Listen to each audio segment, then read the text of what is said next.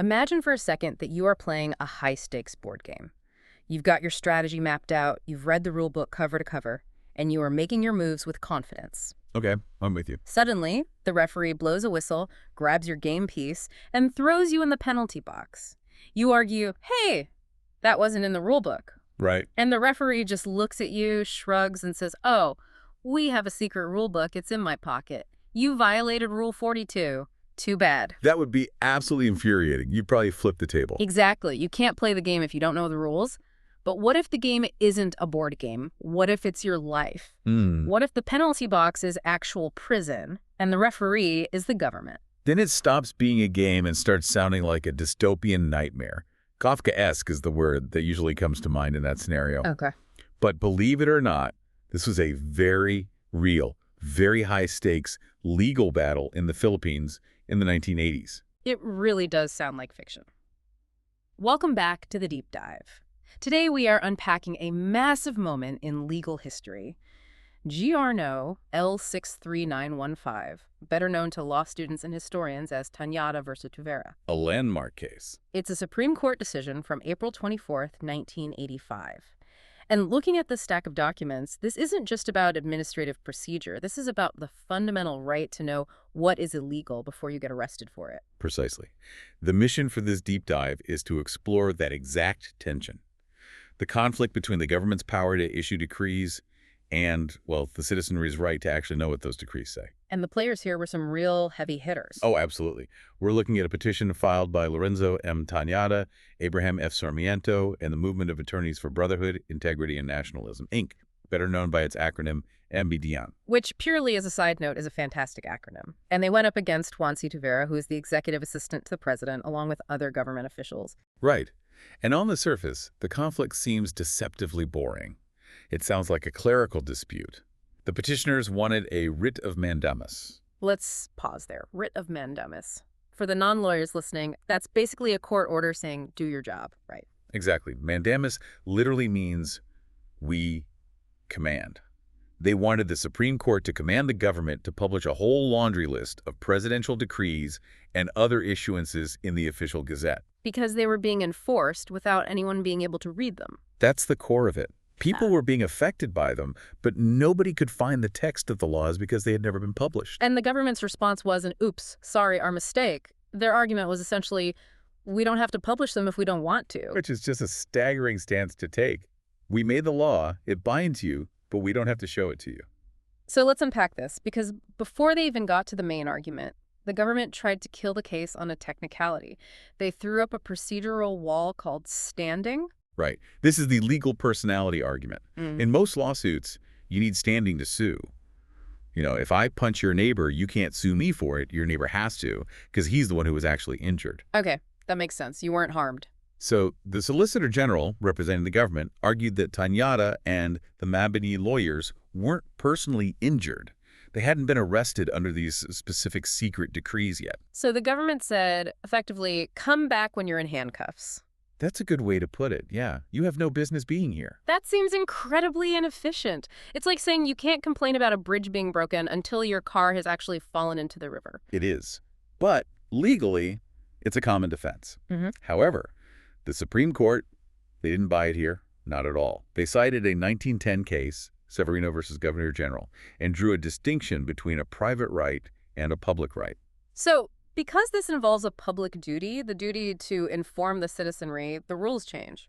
They have to. The court said that when you are talking about the enforcement of a public duty, the people, the citizens themselves, are the real party in interest. So you don't need a special personal injury. Exactly. Just being a citizen who cares that the laws are being executed properly is enough standing. It confirms that the right to be informed is a public right. I like that. It implies that the law belongs to the public, not just the people directly caught in its gears. It's a crucial check on power. Yeah. I mean, if the court had accepted the government's argument, nobody could have ever challenged this. So they clear that procedural hurdle. The court says, okay, you have standing, we will hear this case. Now we get to the heart of the argument. And this is where the government got really creative with their reading of the law. Yes. Their entire defense hinged on Article 2 of the Civil Code. This is the standard rule for when laws take effect. It says, Laws shall take effect after 15 days following the completion of their publication in the official gazette, Okay, straightforward enough. unless it is otherwise provided. Ah. And I can see exactly where they went with this. They grabbed onto that last phrase. They absolutely did. The government argued that this clause created a total exception to publication. Their logic was, if a presidential decree says, this decree takes effect immediately, then that counts as otherwise provided.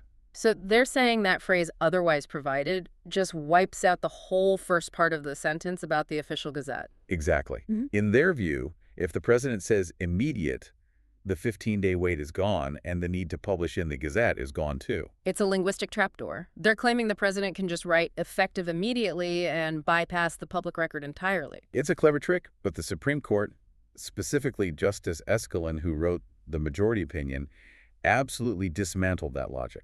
How so? The court ruled that the clause, unless it is otherwise provided, refers only to the date of effectivity, the timeline. Not the act of publishing itself. Right.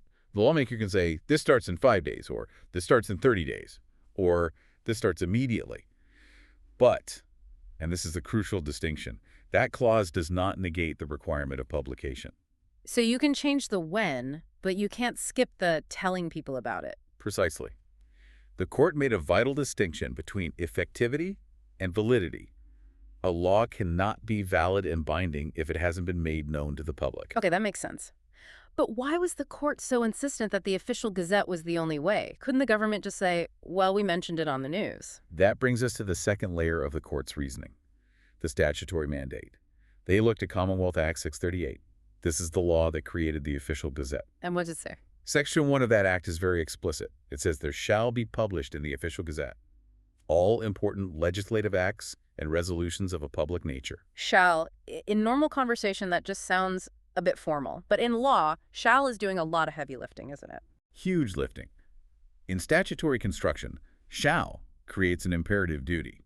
It's not may, it's not can if you feel like it. It means you must. The court pointed out that the officials have no discretion here. Did they define what counts as public nature? Because I imagine there are some internal government orders that don't need to be in a national publication. They did make that distinction. The court clarified that things applying only to specific individuals might not need publication, assuming those people are notified personally. But anything of general applicability, penal laws, tax measures, laws imposing burdens on the people, those are clearly of a public nature. You cannot hide them. This leads us to the principle that I think most people know, even if they aren't lawyers. Ignorantia legis non excusat. Ignorance of the law excuses no one. It's the foundational maxim of our legal system. You can't tell an officer, sorry, I didn't know running red lights was illegal. But that maxim relies on a premise, doesn't it? It assumes the law is actually available for me to read. If the law is secret, that feels like a trap. That's exactly how the court saw it. It's a catch-22. How can ignorance not be an excuse if the government actively keeps the law a secret? It violates the basic concept of fairness. Or in constitutional terms, due process. Correct. Justice Escalin wrote what I think is the most powerful line in the decision. He said it would be the height of injustice to punish or otherwise burden a citizen for the transgression of a law of which he had no notice whatsoever. Height of injustice? Wow, the court isn't mincing words there. No, they are not. They connected this directly to due process. A law must be ascertainable to bind the citizenry. If a law is unknown and unknowable, then enforcing it isn't law, it's just arbitrary force. Okay, so the court slams the gavel, you must publish, but reading through the full decision, it wasn't a complete hive mind situation. There was some debate among the justices about where the publication has to happen. That's right. And this is where the legal theory gets really interesting and, frankly, more relevant today. The majority was strict. It has to be the official gazette because the law says so. But the concurring opinions from Justice Plana and Chief Justice Fernando add some fascinating nuance. I was reading Justice Plana's take. He seemed to agree on the principle but disagreed on the rigidity. Yes. Justice Plana argued that the Constitution requires notice. That is non-negotiable. But he pointed out that the Constitution doesn't explicitly name the official gazette. Right, that's in a lower law, a statute. Exactly. So, in his view, if a different law allowed for publication in, say, a newspaper of general circulation, that might theoretically satisfy the constitutional requirement for notice. He was focused on the end result. Did the people know? So don't confuse the goal letting people know with the method, this one specific book. Precisely. And Chief Justice Fernando built on that. He worried that tying validity strictly to the official gazette might be too rigid. He wanted to leave the door open for future legislatures to change the method of publication. But then you have Justice T. Hankey, who is having none of that flexibility. Not at all. Justice T. Hankey was the hardliner on the rule of law here. He argued that the people need a specific official repository. They need to know exactly where to look for the authoritative text of the law. It prevents the government from just saying, oh, we posted a flyer in the town square, you should have seen it. Right. T. Hankey argued that without the centralized gazette, laws become scattered, unknown, and unknowable. He wanted certainty. It's a fascinating tension, but let's look at the practical fallout. The court ruled these unpublished decrees were invalid, but people had been arrested under them. Taxes were collected. Years of this had been going on. So does that mean every arrest was kidnapping? Does the government have to refund all that money? It sounds like total chaos. That is the practical nightmare scenario. And to avoid that, the court applied a pragmatic concept called the operative fact doctrine. Operative fact. Break that down for us. The basic idea is that you cannot simply erase the past. Even if a law is later declared unconstitutional, the fact that it existed and people acted in good faith reliance on it is an operative fact. So, it's like my board game analogy. The ref made a bad call with a secret rule. You can't rewind the game to turn 1. You have to accept the current state of the board, but you fix the rule for all future moves. That's a perfect way to put it. The court is saying, look, we cannot unscramble the egg. Acts done in the past under the presumption that the decrees were valid have to be recognized. So the ruling is largely forward-looking. Yes. They said, go publish these laws. Unless you publish them, they have no future binding force. It was a compromise between justice and stability. So wrapping this up, the court essentially said, publish or perish for these laws. Publish or perish. I like that. They ordered the respondents to publish all unpublished presidential issuances of general application in the official gazette. And unless so published, they have no binding force and effect. This feels like a massive victory for transparency. It ended the argument that the government can govern by secret decree. It absolutely is. This case establishes the baseline for a transparent democracy. It protects you, the listener, from arbitrary state power by ensuring the rules of the game are public. It reinforces that laws are for the people and therefore must be accessible to the people. It's such a simple concept, but one that had to be fought for. And it took the Supreme Court to step in and say, no, your clever logic violates the spirit of due process. Before we go, I want to circle back to that debate about the official gazette. We live in a very different world now than in 1985. We have the internet, government websites, social media. We certainly do. And that raises a provocative thought for our listeners to mull over. If we look at Justice Plana's argument that the goal is just notice, how does that apply today? If a new law is posted on an official government website, it's searchable, it's public, millions see it instantly.